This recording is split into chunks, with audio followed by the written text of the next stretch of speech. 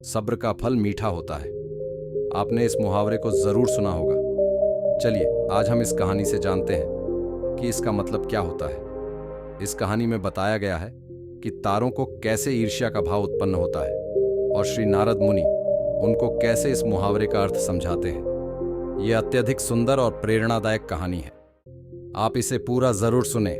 जब सूरज अस्त हो रहा होता है तब हल्की हल्की संध्या से उत्पन्न होती है और चारों तरफ शांत वातावरण जैसा एक अंधेरा सा छा जाता है। सभी जीव जंतु पशु पक्षी अपने निवास स्थान को जाने लगते हैं और हल्की हल्की हवा चलने लगती है।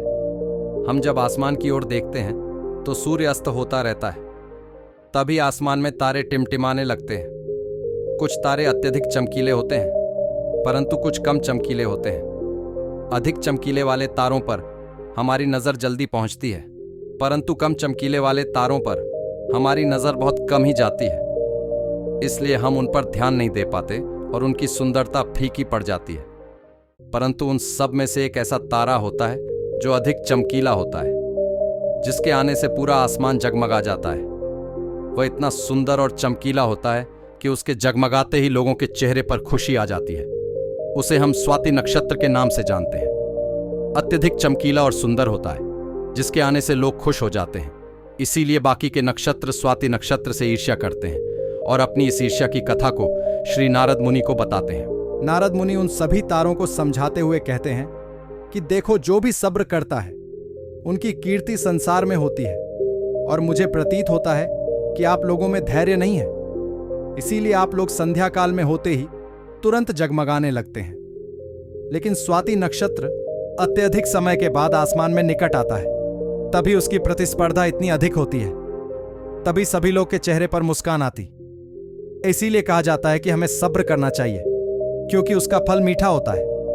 यदि तुम देर में आसमान में टिमटिमाते होते तो तुम्हारा भी महत्व होगा और तुम्हें भी लोग अलग नाम से जानेंगे।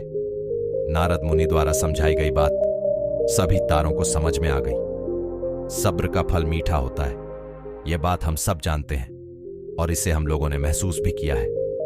मैं हमेशा अपने कार्य को पूरा करने के बाद उसके परिणाम के इंतजार में उतावला हो जाता हूं या फिर अपने आने वाले कार्य को पूरा करने के लिए उतावला हो जाता हूं, जिससे मेरा आने वाला कार्य बिगड़ जाता है।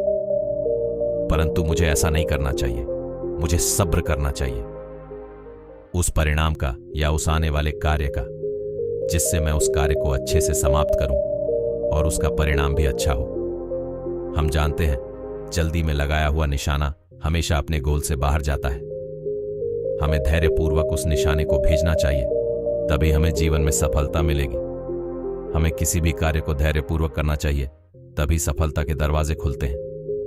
धैर्य ही ऐसा शस्त्र है जो विकट परिस्थितियों में मनुष्य के मस्तिष्क का संतुलन बनाए रख सकता है और उसको आगे आने वाली चुनौतियों को से निपटने के लिए नए मार्ग को बतला सकता है।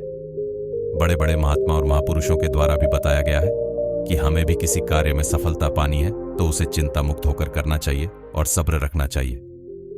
परिणाम की सफलता अवश्य मिलेगी। वीडियो को लाइक और शेयर करें और आगे इसी तरह मोटिवेशनल और नॉलेजेबल स्टोरियों को सुनने के लिए चैनल को सब्सक्राइब जरूर करें।